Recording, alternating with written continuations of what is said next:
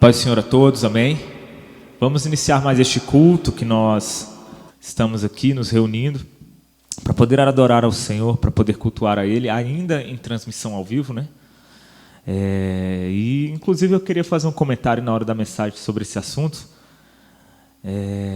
Nós tivemos essa decisão aí essa semana e eu gostaria de fazer um breve comentário sobre essa situação, mas o importante neste momento, principalmente, que nós venhamos, independentemente de onde nós estivermos, que a gente continue alimentando, que a gente continue abastecendo o nosso coração, firmados no Senhor, Ele, cada vez mais, que todos os dias das nossas vidas sejam realmente dias em que nós venhamos a honrar ao Senhor e tê-lo como referencial, tê-lo como princípio de todas as coisas nas nossas vidas. Ainda mais nesse momento que a gente passa, talvez seja importante para nos lembrar dessas coisas, amém? Então, vamos louvar ao Senhor, feche os teus olhos onde você está, vamos louvá-lo com uma oração, cultuando a Ele neste lugar. Senhor, nós nos reunimos em Teu nome, Senhor, neste lugar, as pessoas aí em suas casas, reunidas com suas famílias, Senhor, para Te honrar, para adorar o Teu nome. Sabemos, Senhor, o quão difícil tem sido, muitas das vezes, esses dias e o quanto a dor tem batido a porta de muitos, mas nós te pedimos a Tua misericórdia neste momento, que o Senhor venha a curar os enfermos, venha a capacitar os incapacitados, fortalecer os que estão fracos, encher de esperança os desesperados, Senhor. Que o Senhor venha a sobrecarregar aqueles que estão com jugo pesado sobre si, Senhor. Nesta noite, meu Deus, abençoa-nos, abençoe as famílias, abençoe cada um, abençoe as pessoas, Senhor, abençoa a Tua igreja. Não nos permita, Senhor, ficarmos mais frios nestes dias, pelo contrário, que a nossa fé seja alimentada, seja revigorada em Ti, independentemente, Senhor, de nós podermos estar presencialmente aqui ou não, mas que nós possamos estar revigorados em Ti, dia a dia mais. É o que nós te pedimos, Senhor, e te agradecemos em nome de Jesus. Amém. Amém. Vamos cantar, então, algumas canções. Gostaria que você prestasse atenção nas letras. Principalmente as duas primeiras músicas que nós vamos cantar, não são corinhos que normalmente se canta, mas em igreja, mas são hinos que têm uma letra bem legal, que nos faz refletir. E principalmente, ainda mais, né? Eu acho que algumas pessoas vão conhecê-la assim, amém? Mas são canções que alegram os nossos corações, e eu espero que alegre o seu, né, nesta noite, amém? Vamos louvar ao Senhor, então. Cante conosco essa canção, que ela possa falar ao teu coração.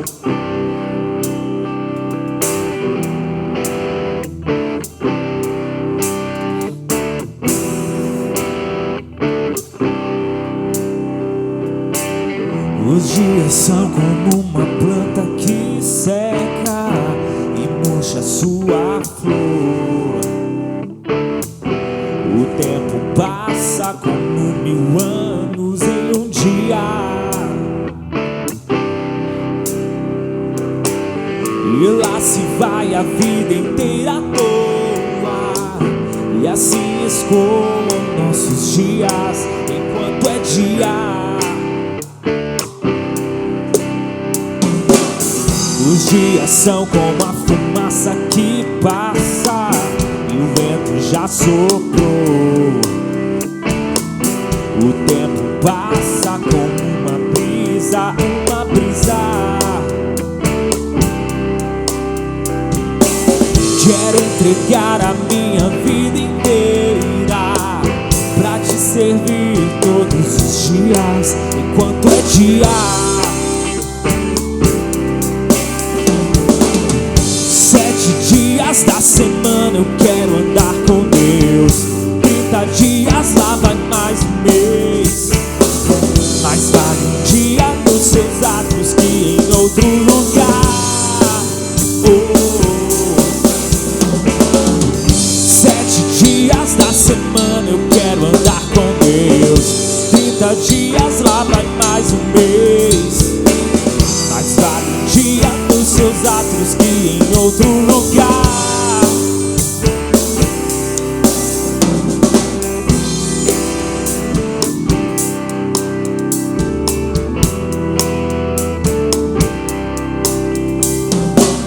Os dias são como uma planta que seca e murcha sua flor. O tempo passa como 1000 anos em um dia, e lá se vai a vida inteira à toa. E assim escoam nossos dias enquanto é dia. Os dias são como a fumaça que passa e o vento já soprou. O tempo passa como uma brisa, uma brisa.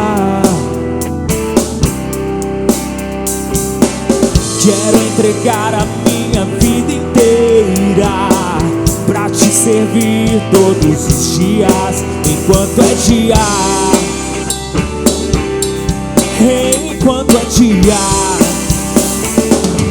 7 dias da semana eu quero andar com Deus.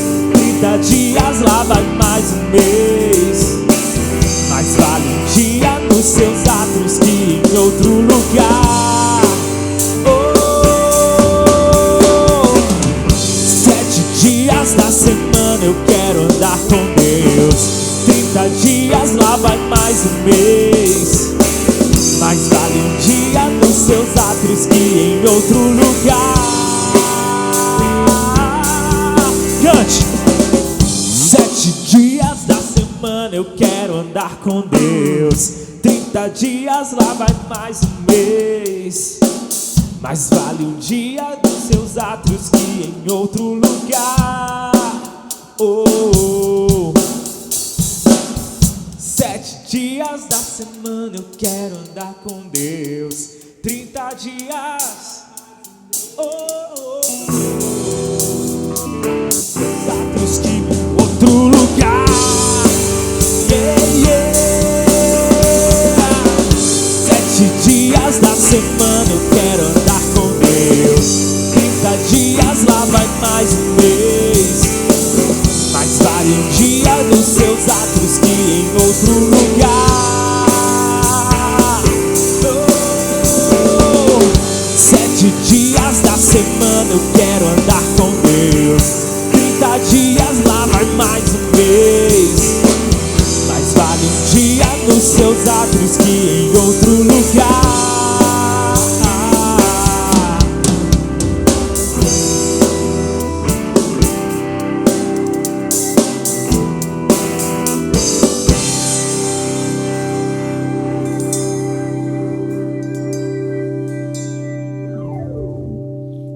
Pode ser uma brisa que passa e vai, como uma fumaça que faz ali todo ali aquele fogaréu ali, aquela, não um fogaréu, mas a fumaça que cresce do fogaréu ali e depois se vai. Mas quando nós honramos e servimos ao Senhor, a vida deixa de ser essa breve passagem e ela ganha substância, propósito, que nos conduz, que faz com que nós sejamos completamente no Senhor. Amém? Vamos continuar. Vamos louvar mais uma canção.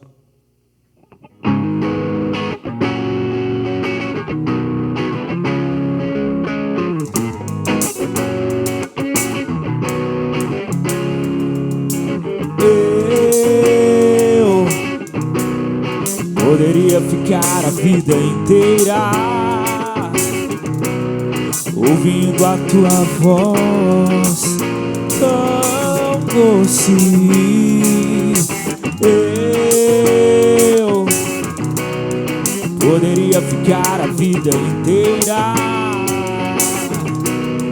ao som das tuas palavras. Nem só de pão o homem viverá,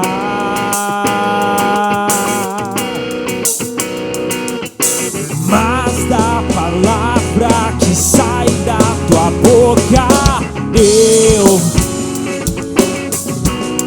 poderia ficar a vida inteira ouvindo a tua voz tão doce. Eu poderia ficar a vida inteira ao som das tuas palavras, como uma lâmpada para os meus pés e como luz pro meu caminho.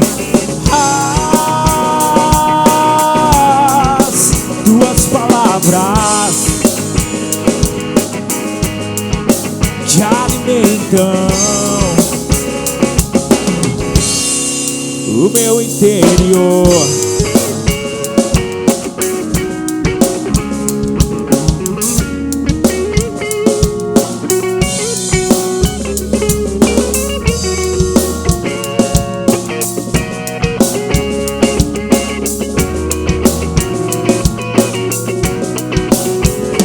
Como uma lâmpada para os meus pés e como luz pro meu caminho. As tuas palavras te alimentam o meu interior.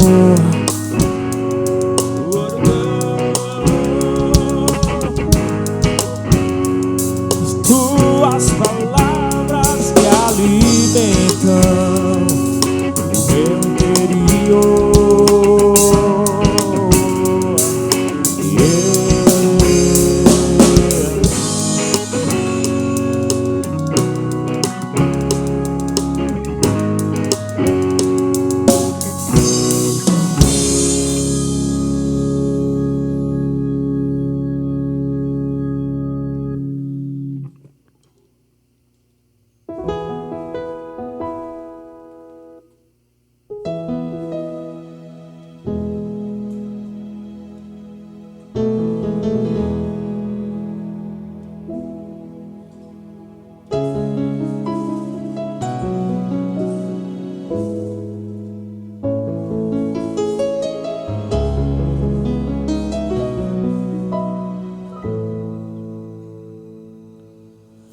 Ó Santo Deus, posso contemplar o seu poder e as suas maravilhas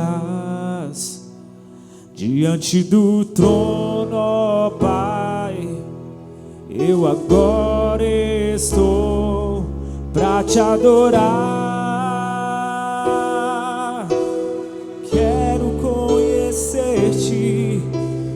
Cada dia mais, meu coração deseja sempre mais de ti,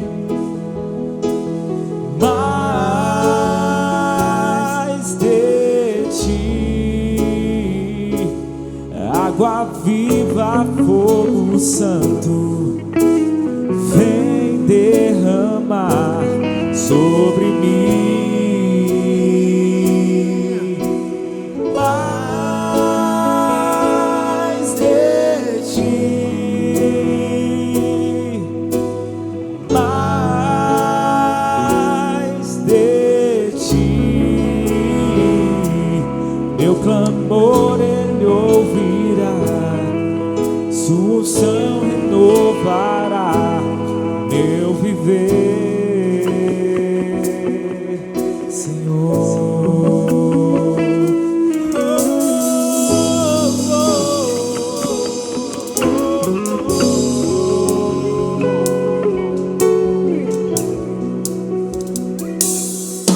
Teu sacrifício de amor por nós me desse vida, trouxe perdão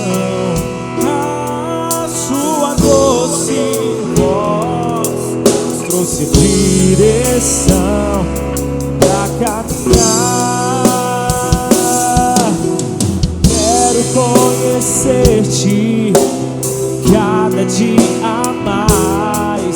Meu coração deseja sempre mais de ti, mais de ti. Água viva, fogo santo, vem derramar sobre mim. Mais de ti, Senhor, mais de ti. Meu clamor Ele ouvirá, sua unção renovará meu viver, Senhor. Muito mais de ti, oh, oh. Muito mais de ti, muito, Senhor.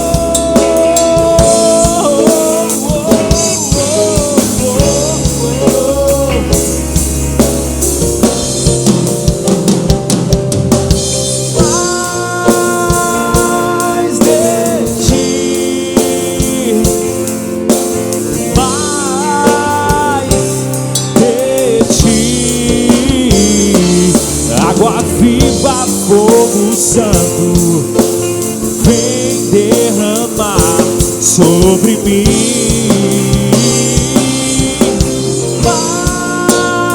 Mais de ti,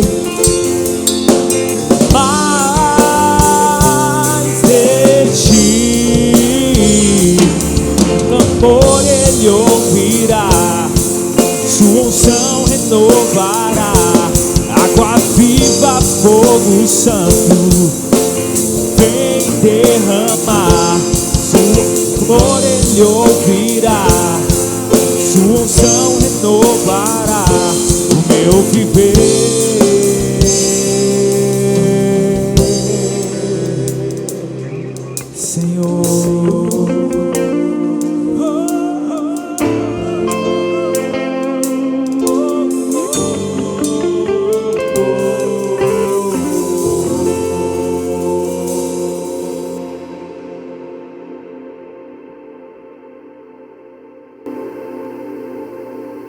Neste momento, então,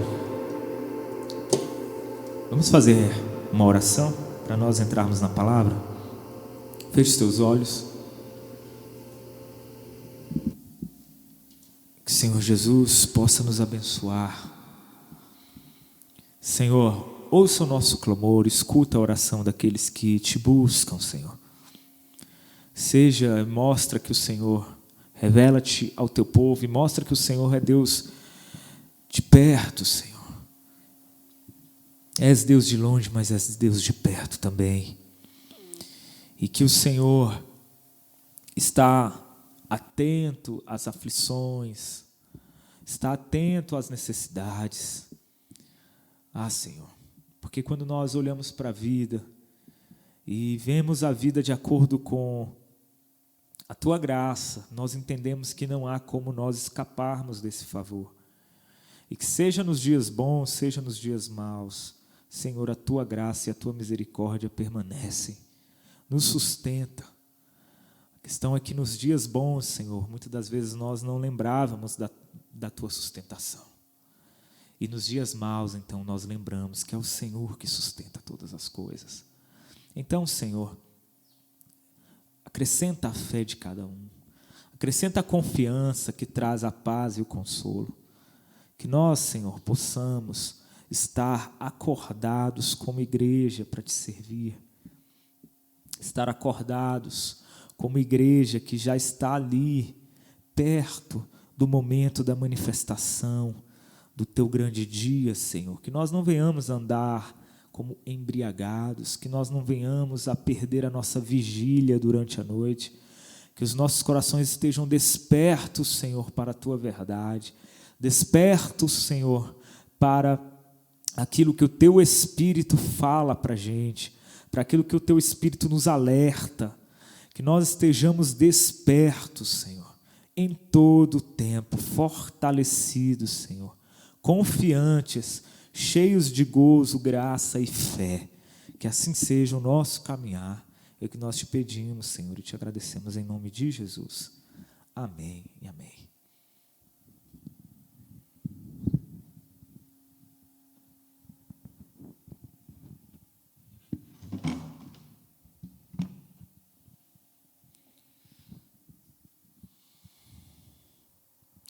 Amém, igreja? Eu gostaria que nós abríssemos nossa Bíblia lá no Evangelho de João.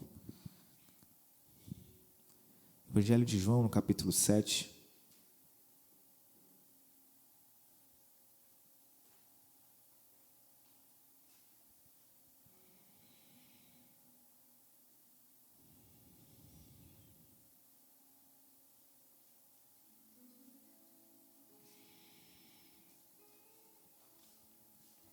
Esse texto de João capítulo 7 ele é bem grande. Pode ser, irmão Paulo?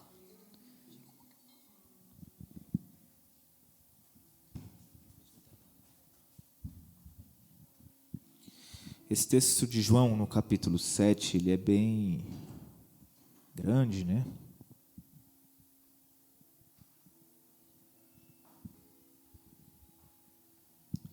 Ele é um texto bem grande, então nós vamos ler só alguns versículos. Amém? Antes de nós lermos, fica com sua Bíblia aberta aí, amém? Gostaria só de fazer e tecer alguns comentários de modo bem rápido. Nós tivemos nesta semana essa decisão do Supremo Tribunal Federal, né, do STF, que disse que os governadores e prefeitos podem fechar, né, os cultos e missas e celebrações religiosas. Gostaria só de comentar algumas coisas, queridos, porque assim, nós precisamos entender que Jesus, o Evangelho, ele sempre nos chama para uma sobriedade. E geralmente a sobriedade, ela se manifesta no equilíbrio. O equilíbrio, geralmente, é a sobriedade. É a sabedoria, é a sensatez, é o discernimento. E nós queremos fazer só alguns apontamentos, porque nesse momento existem moralistas para todos os lados. Infelizmente, o moralismo é uma enfermidade que tem afetado a nossa nação. O que é o moralismo? É a pessoa que não consegue, não tem noção do que está falando, noção da regra que está dizendo, na regra que está tentando impor sobre os outros, porque ele não consegue impor essa regra nem sobre si mesmo, mas fica querendo dar lição de moral nos outros. É o hipócrita. Eu geralmente uso uma palavra para descrever isso, é uma palavra bem nojenta, mas é porque ela descreve, ela relata, ela traz com precisão o que o moralista faz. O moralista, ele vomita lição de moral, porque é uma coisa asquerosa mesmo. Ele não cumpre aquilo não serve para nada, você sente o odor e o fedor da fala daquela pessoa. E no meio dos cristãos, então, que tem de moralistas, existe hoje a igreja, os irmãos sabem disso, existem aqueles que se dizem mais liberais em algumas coisas e mente aberta, e assim, os irmãos entendem os ensinamentos que têm sido trazidos aqui na igreja, e nós não somos engessados, né, Jordânia, a rituais, a tradições, pelo contrário, nós pregamos não contra isso, entenda, não contra isso, mas nós pregamos em ter consciência, em buscar a consciência de fazer essas coisas. Quando você vai fazer uma tradição, um ritual, alguma coisa, não é que a gente prega contra, igual alguns pregam. Não, mas a gente fala, olha, recupere a consciência, o significado desse símbolo, porque é o significado, é a consciência que importa no fim das coisas, e não a forma externa ali do ritual, amém? E é isso que nós pregamos, mas hoje tem uma galerinha que se diz os revolucionários da igreja, e que quer ser os mentezinhas abertas, que não são mentes abertas, por quê? Porque eles se engessam em seus moralismos. E eu vejo essa mesma galerinha hoje falando, porque a decisão do Supremo Tribunal Federal é correta. Por quê? Porque a igreja somos nós. Igreja não é uma instituição. Amém, meu irmão? Concordo plenamente. Ninguém aqui está dizendo isso. O problema é que esses mesmos geralmente são aqueles que não são igreja como comunhão. São os mesmos desigrejados que por rancor pessoal, porque é uma pessoa tão ferida, uma pessoa tão vaidosa que ela sequer consegue congregar. E aí ela coloca a culpa na igreja, que evidentemente que as instituições têm seus problemas, não é verdade, Jordânia? Só que a pessoa ela é tão adoentada que ela sequer consegue conviver com o irmão. E exatamente por não conseguir conviver com o irmão, ela fala, não, eu sou uma pessoa, na verdade, é superior. Eu alcancei um patamar de fé que vocês não têm. Então eu posso simplesmente viver o meu asceticismo cristão, fico sozinho na minha casa. Meu irmão, você na verdade precisa ser curado. Você é uma pessoa rancorosa, vaidosa, invejosa. Você é uma pessoa de maltrato, que não consegue lidar com as outras pessoas. E quando qualquer coisa que surge na comunhão do cristão, eu sempre digo isso, a comunhão do cristão é um teste de fé. Porque exatamente a comunhão é para testar a nossa fé, e também não só testá-la para que a gente tenha paciência com o outro, mas também para edificarmos no momento em que nós estamos mais fracos. Tudo isso é a comunhão. Só que tem alguns que dizem que alcançaram a mente superior, eles são superiores. E nesse momento de uma decisão igual essa do STF, aí eles vêm com todo o seu moralismo. São pessoas que não conseguem conviver com o irmão sem entrar em confusão. E agora querem dizer, tá certo essa decisão aí, tem que fechar mesmo, porque a igreja somos nós. Meu irmão, você é um hipócrita, você é um moralista, você não sabe de nada, você tem muito que aprender. Me desculpe pela dureza das palavras, mas é a verdade. Você é um menino na fé, não entendeu nada, não entendeu qual é o propósito da comunhão, qual é o propósito das coisas. Então eu quero primeiro pontuar isso. Amém? Esse é o primeiro ponto que eu quero trazer. O segundo ponto que eu quero trazer é o seguinte: nós, por exemplo, aqui em Brasília, no Distrito Federal, não foram fechadas as igrejas. Nós estamos fazendo o culto à distância por causa de uma decisão nossa, uma decisão que partiu da instituição ICAD. Porque é evidentemente que a igreja não é a instituição, mas a instituição ela facilita, ela organiza, ela traz, ela faz com que a igreja tenha cara para os direitos, para as obrigações e deveres da sociedade, para a lei, para com que a igreja responda, aquele grupo de pessoas responda à lei. Esse é o objetivo da instituição. Amém? E nós aqui, a instituição, entendemos que neste momento é bom a gente não fazer os cultos presenciais, mas isso faz com que todas as igrejas, todas as outras instituições tenham que seguir isso? Não. Pelo contrário, todas as instituições, elas são e devem ser livres para tomar as suas próprias decisões. Amém? Tem que ser livres para tomar suas próprias decisões. E aí essas pessoas confundem tudo. Não é porque a igreja realmente não é o ambiente, não é a instituição, é um corpo. Mas a decisão do STF não foi contra isso. Nós criticamos a decisão do STF porque eles, inclusive o próprio STF cometeu essa confusão. Eles nem sabem do que eles estão falando. Você vê lá o Alexandre de Moraes, por exemplo, dizendo que Martinho Lutero nasceu em 1300, gente, durante a decisão dele, sendo que o cara nasceu 100 anos depois. Ele não sabe do que ele está falando. Aquilo ali é a prova de que aqueles ministros, eles falam de coisas que eles não sabem. O cara, ele não sabe de história e vem falar que Martinho Lutero, veio dizer que Martinho Lutero foi a favor do isolamento durante a peste negra. Não, Alexandre de Moraes, o que aconteceu, na verdade, foi que durante o tempo de Martinho Lutero, houve um início de uma peste que parecia com a peste negra, mas só foi um início. E ele não falou em nenhum momento contra a liberdade de instituição, que Lutero estava falando sobre outras coisas. Lutero estava falando que deveria se ter o cuidado, deveria se ter ali o distanciamento, no sentido de cuidar uns dos outros, não colocar o outro em risco, mas em nenhum momento Martinho Lutero, por exemplo, falou que o Estado deveria fechar e proibir as pessoas de fazerem as suas reuniões. Gente, uma coisa é uma coisa, outra coisa é outra. Uma coisa é nós entendermos que a igreja é corpo, e essa é o que? É a nossa fé mística, amém? É o corpo místico de Cristo, e nós compreendemos e cremos nisso. Outra coisa é a liberdade civil de o Estado. E note bem, a gente não está falando do parlamento, porque o parlamento é o quê? São várias pessoas que deliberam sobre uma questão. Ali é um controle maior, porque não é o presidente que é a voz do povo, não é o governador que é a voz do povo. A voz do povo é o parlamento, principalmente a Câmara dos Deputados, no caso federal, né? E se fosse pelo menos os deputados como representantes deliberando sobre isso, mas não. O que o STF disse é que um cara só, no caso, ou só o governador, um agente público, um prefeito, ele vai ter autoridade para chegar e falar que a instituição religiosa não pode abrir.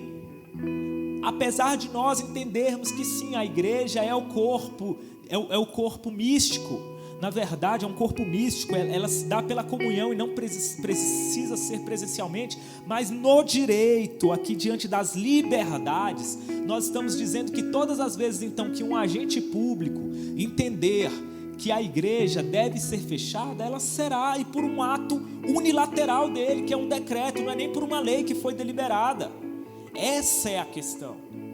Mas aqueles ministros do STF, ou eles se fazem, né? Ou ali eles estão se fazendo de bobos, apesar que no caso do Alexandre de Moraes, ele provou realmente ser um ignorante.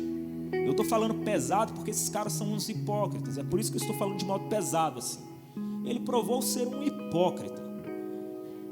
Não, um hipócrita não, um desconhecedor, um ignorante. Você vê que ele está falando de algo que ele não sabe. Mas alguns confundem de propósito, na verdade, porque até sabem, só que eles fingem não saber, porque eles escondem, eles querem dar aparência de legalidade aos seus intentos maléficos. Então, o que nós estamos falando aqui é de direitos. Uma pessoa só, um governador, um prefeito, ele não pode dizer que naquele momento ele considera que a igreja pode fechar. Isso aqui acabou a liberdade de culto. E a liberdade de culto é um dos princípios basilares da democracia. É isso que nós estamos falando aqui. Nós estamos nos posicionando como instituição aqui, amém? Uma instituição que tem seus direitos, que é reconhecida na lei, tanto que nós temos que prestar contas. Então, se nós temos os nossos direitos e as nossas obrigações, se nós temos os nossos deveres, porque como instituição nós estamos constituídos na forma da lei, então nós também temos que exigir os nossos direitos, amém? Então nós estamos nos manifestando como instituição e resguardando a nossa liberdade como instituição. E aí o que eles falaram é que, note bem, o que eles falaram é que a atividade religiosa, ela não é essencial. E quem é o Estado para dizer o que é e o que não é essencial? Eles estão dizendo então que uma clínica veterinária é mais essencial do que uma atividade religiosa. Entenda bem a natureza torpe dessa decisão. Eles estão dizendo que o credo das pessoas, e eu não estou falando só dos evangélicos, estou falando de todos os credos. O credo de uma pessoa de ter que se reunir presencialmente é menos importante do que o atendimento de um cachorro e de um gato numa clínica veterinária. Nada contra os veterinários, eles têm que continuar abertos mesmo, não sou contra fechar não. Mas agora que eu estou mostrando é que a desproporcionalidade, meus irmãos. E é isso que nós devemos ficar atentos e ter consciência. Nós cremos em Cristo, independentemente do momento. Isso é a nossa fé. Na tribulação ou sem tribulação, nós creremos em Cristo e continuaremos a fazer com igreja, instituição, sem igreja, nós continuaremos a crer, mas também como pessoas, já que nós temos que dar forma de legalidade para as instituições e nós temos que formar uma instituição, então nós também temos que ter consciência de ver quando uma decisão é injusta, é ilegal. É ilegal, é inconstitucional, é uma confusão, na verdade. Amém? Então é isso que eu gostaria de trazer e deixar bem pontuado. Aqui nós estamos falando de modo bem aberto, respeitamos as autoridades, mas não abaixamos a cabeça para isso, para essa situação, para essa situação totalmente descabida, desproporcional, sem nenhum embasamento puramente jurídico. Na verdade, ali tem mais o desejo pessoal com aparência de juridiquês. É isso que o STF está fazendo, amém? E dando continuidade, então, lá em João 7, você está com sua Bíblia aberta, amém? João capítulo 7. Eu precisava falar essas coisas porque essa decisão foi essa semana, amém? Eu não gosto de falar sobre essas coisas no culto, mas realmente é uma situação que está envolvendo as instituições, e eu tenho visto muitos confundindo as coisas, e muitos crentes enfermos de alma, querendo agora impor a sua enfermidade sobre os outros, se utilizando do momento aqui de grande histeria, de grande desespero, pânico, esse momento de excesso de emocionalismo social, que realmente acontece que é natural acontecer por conta da tragédia que a gente está enfrentando, amém? Mas a gente precisa pontuar bem as coisas. Vamos ler então João capítulo 7, versículo 16, a partir do versículo 16, nós leremos menos versículos, porque a história é bem grande. Recomendo que você leia o capítulo inteiro na sua casa, mas aqui nós vamos ler só alguns versículos. A partir do versículo 16, João 7, a partir do versículo 16.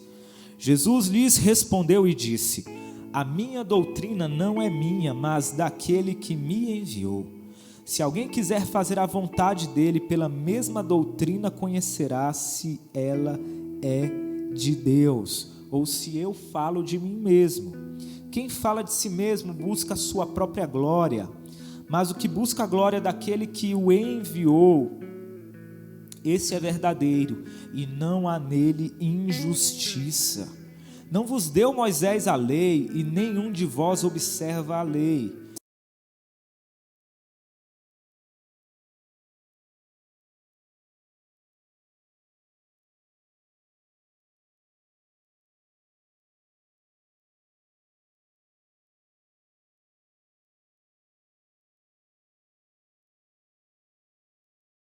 No sábado circuncidais um homem. Se o homem recebe a circuncisão no sábado, para que a lei de Moisés não seja quebrantada? Indignai-vos contra mim, porque no sábado curei de todo um homem? Não julgueis segundo a aparência, mas julgai segundo a reta justiça. Amém? Vamos ler só esses versículos aqui. Queridos, o diferencial de Jesus é que ele trazia a realidade das coisas. Jesus estava preso na realidade, não preso, mas ele estava manifestado na realidade, tanto que ele é o verbo de Deus que se fez carne. Ele é o Logos, a palavra de Deus que se fez carne. Então Jesus é a própria realidade de Deus. E vamos dizer assim, a realidade de Deus é a verdadeira realidade. Amém? E essa realidade engloba também as intenções mascaradas dos homens. Porque o que é uma quebra da realidade? Uma quebra da realidade, meus irmãos, é, por exemplo, a hipocrisia, a vida de aparência, o moralismo que nós falamos antes. O moralismo, a hipocrisia, a máscara, a vida de aparência é uma quebra da realidade. Por quê? Porque você transparece uma coisa que você não é. Você parece uma coisa que você não é. Você mostra, você apresenta uma coisa que você não é na realidade. Porque o ser humano ele tem essa capacidade. Nós, como seres que somos seres que têm uma cognição diferenciada. Nós que somos seres que têm consciência, que têm espírito, Nós podemos participar da realidade que está posta sobre nós, mas nós também temos uma realidade própria, na qual nós muitas das vezes conseguimos camuflar dos outros. Nós conseguimos chegar e esconder das pessoas. Nós escondemos as nossas motivações, nós escondemos os nossos reais intentos, as nossas intenções. E aí o ser humano, principalmente o ser humano que ainda não se arrependeu, ele consegue viver essa vida dupla, ele consegue esconder a realidade quando ele esconde as suas intenções, os seus reais intentos. Quando ele esconde a sua real vontade, o seu real desejo e dá uma máscara e mostra um personagem diante de todos, nesse momento ele consegue o quê? Camuflar, jogar um pano sobre a realidade de si mesmo. Só que a questão é que Jesus não tinha como fazer isso com ele. Jesus é o Senhor da realidade, porque Ele é a palavra de Deus, e Ele conhece os intentos do coração humano, Ele conhece a mente, os mais profundos desejos que havia no coração daqueles homens. E Jesus, Ele trazia a verdade daqueles caras e revelava, assim, desnudava. Eu fico imaginando Jesus diante de um tribunal como o Supremo Tribunal Federal hoje, desmascarando os intentos escondidos e camuflados daqueles homens que se dizem os paladinos da justiça, da razoabilidade. Ah, meu Deus do céu. Mas eu também, antes de falar desses caras do Supremo, eu fico imaginando Jesus diante de nós hoje. Primeiramente, eu fico imaginando Jesus diante de mim. Em Jesus não dá para esconder os reais intentos. E é isso que deixava aqueles homens assim, entrando em combustão, sabe? Pegando fogo aqueles fariseus. Por quê? Porque eles vinham com toda aquela dialética, aquela retórica. Eles vinham com aquela retórica, aquela conversinha mole, de que a lei de Moisés, não sei o que, você está errando. Aquela conversa com aparência de racionalidade, sabe? Dizendo, querendo provar doutrinariamente e razoavelmente que Jesus estava equivocado. Só que Jesus conhecia o coração dos caras. E aí Jesus vinha e falava: olha, vocês estão querendo me matar. O que vocês estão querendo? Vocês estão vendo com essas palavras dizendo de aparente persuasão, mas o que vocês querem é outra coisa. O desejo de vocês é homicida. Vocês não estão preocupados, na verdade, com o homem que foi curado no sábado, porque tudo isso aqui se deu porque Jesus tinha curado um homem no sábado. E o sábado, como nós sabemos, para os judeus era um dia de resguardo. E toda essa convulsão aqui era por causa disso. Mas Jesus, ele sabia que no coração daqueles homens, eles não estavam nem aí para o cara que foi curado. Eles não queriam mostrar que Jesus realmente, eles não estavam preocupados em preservar a lei de Deus. Eles não estavam preocupados. O real intento deles era o desejo, era o coração invejoso em relação à autoridade de Jesus que crescia diante de todos. Era ali o que realmente machucava, o real intento daqueles homens era calar aquele que mostrava que eles viviam só de teoria, que era uma ameaça ao poder, à dominação daqueles homens sobre aquela sociedade, aqueles homens religiosos, aquelas autoridades religiosas e também políticas, porque naquele tempo a autoridade religiosa e política era muito próxima. Amém? Jesus conhecia. Então, em outras palavras, o que Jesus estava falando é: gente, para com essa conversinha mole. Para com essa conversinha mole de que vocês estão preocupados em defender a lei do Senhor, que vocês estão preocupados porque Deus se sentirá ofendido, porque o Pai se sentirá ofendido porque eu curei no sábado. Para com essa conversa mole. Jesus está falando em outras palavras: eu conheço o coração de vocês, e o que o coração de vocês quer, na verdade, é simplesmente fazer todo esse burburinho aqui para me retirar, porque eu sou a ameaça a todo esse sistema que vocês defendem. Não porque eu vim para ser uma ameaça a esse sistema. Jesus é muito maior do que tudo isso. Jesus está acima de... Jesus não veio ali para se opor aos fariseus. Não, Jesus é Deus. Jesus é a essência da existência. Ele está num patamar muito superior e absoluto. Mas é que a presença dele ali, sim, de modo indireto, destruía e mexia com o jogo de poder daqueles homens. Amém? E é por isso que aí eles falam: olha só, você tem demônio. quem está procurando matar você, Jesus conhecia o intento dos corações deles.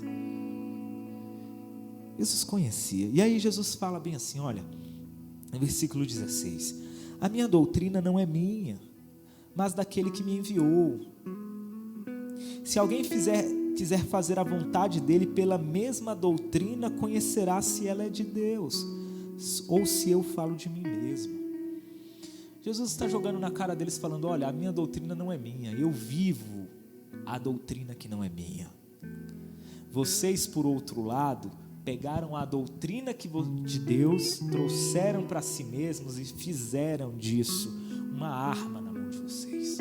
E Jesus está mostrando, olha, todas as vezes que não se vive a doutrina, todas as vezes que a doutrina não é vivida, que a doutrina não é o que? Uma expressão sua, da sua própria vida, na verdade essa doutrina deixou de ser de outro e passou a ser sua. Essa doutrina deixou de ser de Deus e passou a ser uma doutrina sua. E quando essa doutrina passa a ser sua, então na verdade você usa ela do jeito que você quer, aí inclusive para camuflar os seus verdadeiros intentos. E é por isso que Jesus fala assim, ó, quem fala de si mesmo busca a sua própria glória. Presta atenção nisso. Quem fala de si mesmo busca a sua própria glória, mas o que busca a glória daquele que o enviou, esse é verdadeiro e não há nele injustiça. Viver pela doutrina de Deus, em outras palavras, pelo evangelho que Jesus está falando, é você viver por outro e não por si mesmo. E a partir do momento que você vive por si mesmo, você já não vive o evangelho de outro ou a doutrina de outro, de Deus, mas você está vivendo a sua própria doutrina, como eu tinha dito. E então em você não haverá verdade, porque você está usando da doutrina, simplesmente está trazendo ela para dentro de si e está usando ela como uma capa dos seus reais intentos, das suas reais intenções. E é por isso que você se torna injusto quando faz isso. É por isso que você se transforma em alguém mentiroso. Em você só haverá injustiça e não haverá como brotar justiça de você. Olha só, eu acho interessante que esse início desse versículo 18, quem fala de si mesmo busca a sua própria glória.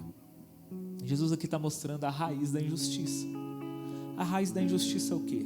É a vaidade, é a soberba, é o contar vantagem, é o orgulho, é o querer se mostrar, é o querer se apresentar, é o sentar nos primeiros lugares da mesa, é o buscar sentar, né? Não é o sentar, é o buscar sentar, procurar sempre os primeiros lugares da mesa. Isso é a raiz de toda injustiça. Daí não se pode, alguém que se comporta assim, alguém que é assim, enquanto você é assim, se o que você faz está enfermo disso, dessa vaidade, desse orgulho, dessa vontade de se apresentar, deixa eu te falar, não há como ter justiça, nascer justiça disso. Não há como ter um fruto de justiça de uma raiz que está apodrecida na vaidade, na vontade de se aparecer, na vontade de se auto-apresentar. Não há como. Ainda que você saiba camuflar isso bem, ainda que a sua lorota seja boa, mas não vai sair nada de justo dali. Meus irmãos, isso aqui é sabedoria para identificar e discernir a vida. Isso aqui é uma lei absoluta, é uma regra absoluta de sabedoria. Todas as vezes, olha só, não é igual a prova do CESP que tem exceção não. Isso aqui eu estou falando todas as vezes que alguém fala de si mesmo buscando a sua própria glória, que alguém age em nome da sua própria apresentação, que alguém age movido por algum intento vaidoso, todas as vezes o fruto disso será a injustiça. Nessa pessoa não há verdade, Nessa pessoa não pode haver justiça, ainda que ela se utilize das palavras mais belas, do discurso mais desenhado, do discurso que provoca o sentimento, o arrepio. Meu irmão, nessa pessoa não há verdade, não há justiça, não há. É por isso mesmo que no versículo 24, Jesus vai falar: é por isso que vocês não podem julgar segundo a aparência. Vocês fazem toda essa construção racional da lei, do que foi feito, das tradições, dos costumes, das coisas. Mas tudo isso continua sendo juízo de aparência, porque vocês estão deixando de julgar as suas próprias essências, as suas próprias intenções, a sua própria vontade. E é por isso que o juízo de vocês é aparente, não é um juízo justo, não é um juízo reto e correto. Não é. Não é. Meus irmãos, entendem a importância do juízo cair primeiro sobre si para depois cair sobre o outro? Isso aqui não é uma questão só de humilhação. É claro que isso faz parte do tomar a sua cruz e seguir a Jesus, do chamar, do reconhecer a sua miséria diante da vida e diante de Deus. E reconhecendo a sua miséria, você então se achar na graça do Senhor, que te chama para uma vida que não depende dos seus acertos e dos seus erros, mas que depende unicamente da benevolência de Deus. Mas isso não é só uma doutrina. Entenda que para que o fruto da justiça comece a ser produzido de ti, essa primeira etapa precisa ser cumprida. E entenda também que na sua vida, preste atenção na sua vida, como saber se eu tenho razão ou não em alguma coisa?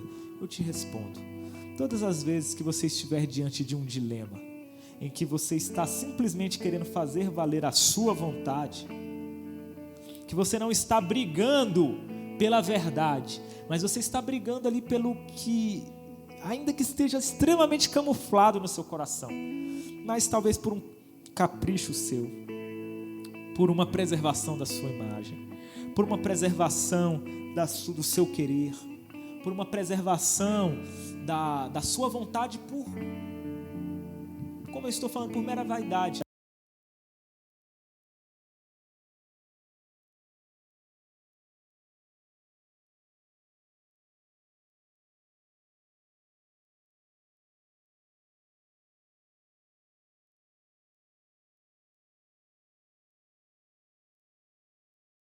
Da injustiça do que da justiça. Meus irmãos, na vida, muitas das vezes você tem que saber engolir seco, matar os seus intentos para que a verdade prevaleça. E lá no fundo você sabe quando está brigando pela verdade, pelo que é correto, quando você está sendo alguém que usa a verdade como espada na luta, e não alguém que na verdade está lutando pela sua vontade, mas você reveste isso de verdade, reveste isso de palavras bonitas, de intentos bonitos. Meus irmãos, a gente precisa ser humilde, a gente precisa se humilhar para perceber e entender isso. Isso é o se humilhar, isso é o se humilhar diante de Deus, isso é o se humilhar diante da verdade. É muitas das vezes com dor reconhecer que toda a nossa luta até aquele ponto não foi uma luta pela verdade, por algo que está fora da gente, mas que a gente traz para dentro de si e se torna um com essa verdade, mas a partir do momento que essa verdade ela passa a reger a nossa vida. Não, nós sabemos quando nós não estamos agindo assim, e na verdade quando nós só queremos fazer prevalecer os nossos intentos, os nossos argumentos, o nosso jeito de fazer as coisas, a nossa teimosia e por aí vai. É por isso que nós precisamos diminuir para que o Senhor venha a crescer em nós. E muitas das vezes esse diminuir, meu amigo, é você engolir seco, é você reconhecer no momento que você mais estava achando que estava com o controle da situação, que tudo que você fez até ali, na verdade, foi mera vaidade boba, e que dali não tem como ser produzida uma justiça, dali só vai sair injustiça. A sua causa deixou de ser digna, a sua causa deixou de ser correta a partir do momento que você só está brigando por isso, por causa de um capricho seu. Os irmãos estão entendendo o que eu estou dizendo, amém? Um juízo sobre a aparência é isso. A reta justiça, ela penetra no fundo do coração, e ela faz a verdade prevalecer lá no fundo do coração, ainda que isso doa. Irmãos, eu falo isso não como teoria, amém? Eu estou te falando isso como alguém que experimenta isso aqui. Como muitas das vezes é amargo o gosto da verdade. Como muitas das vezes dói se humilhar, dói reconhecer que você não pode nada, reconhecer que tudo que você fez até ali foi em vão, foi errado, foi um mero capricho seu. Reconhecer a verdade das coisas, a verdade da realidade, e se humilhar diante da verdade. E aí eu te digo, meu irmão, aquele que aprende a se humilhar diante da verdade, aquele que se dobra diante da verdade, ele já não se precisa mais se dobrar diante de nenhum poder, diante de nenhuma potestade, principado ou autoridade, porque ele se fez servo da verdade.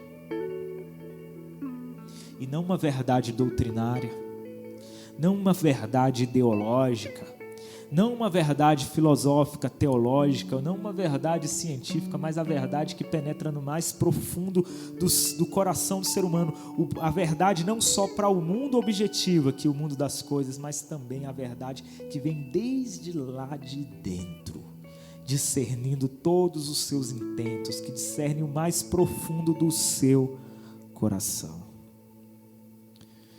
Eu te pergunto, será que esses homens do poder hoje, eles permitem que a verdade desça tão fundo na vida deles? Você acha?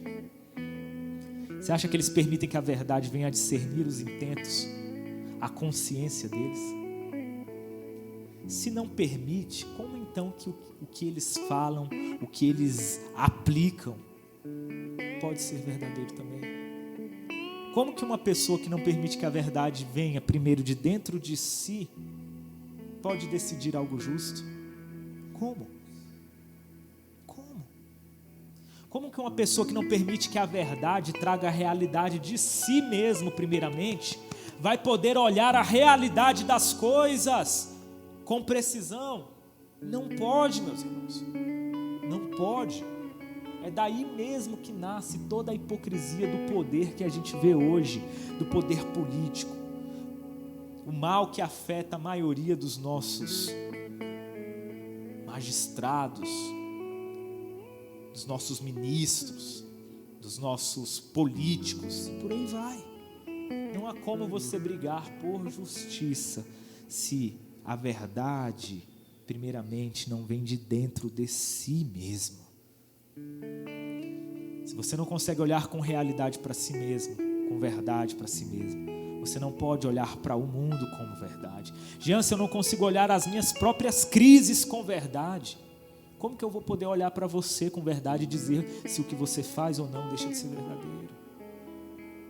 Isso é a justiça além da aparência, isso é o julgar pela reta justiça, meus irmãos.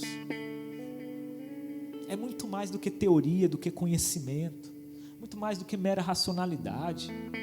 Tudo isso é só máscara e aparência, meus irmãos.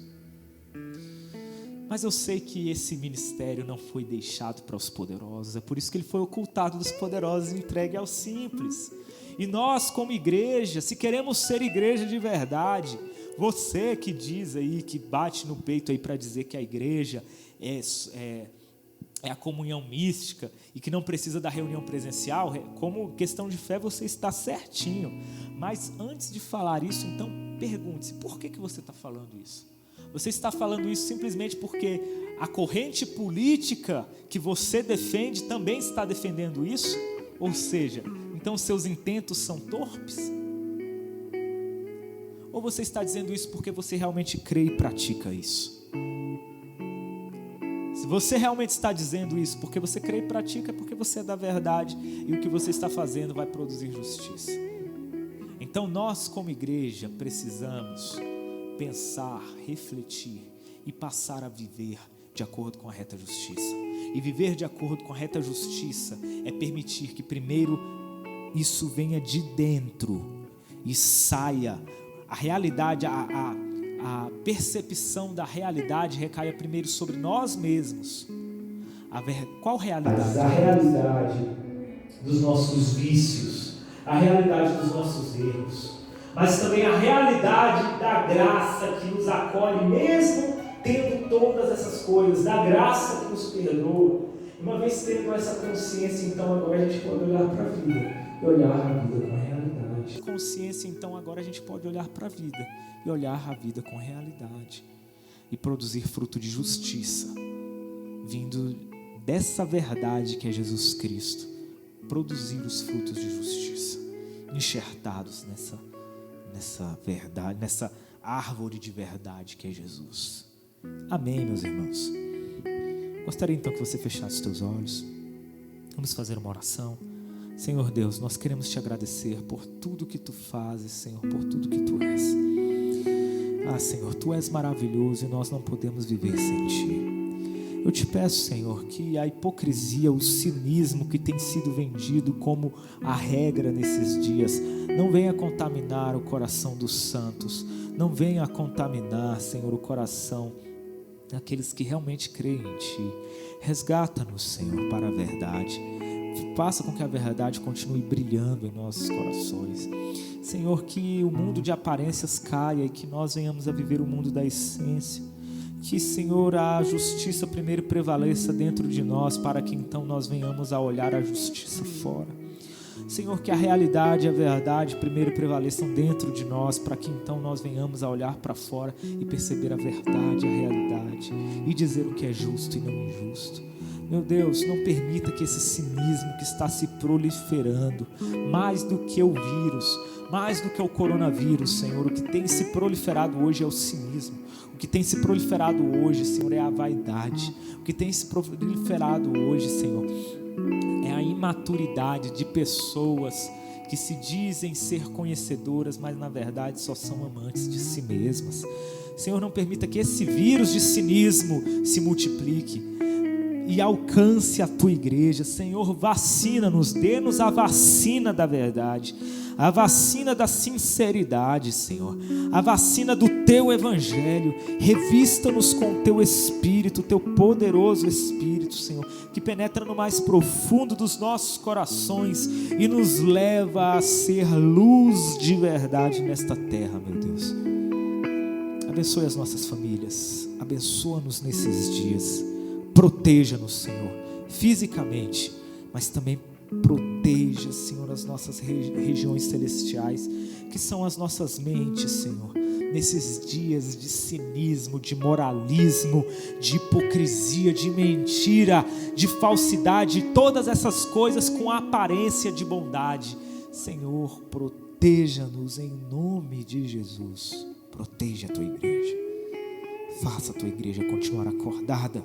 Senhor, desperta-nos, desperta aqueles que dormem, seja conosco em todo tempo, em nome de Jesus, amém, amém. Que o amor de Deus nosso Pai, a graça e a comunhão de Jesus, do nosso Senhor Jesus Cristo, a consolação do Espírito Santo, seja sobre todos nós, em todo tempo, em todo momento, agora e sempre, como sempre foi nos dias da igreja e que continuará sendo, em nome de Jesus, amém e amém.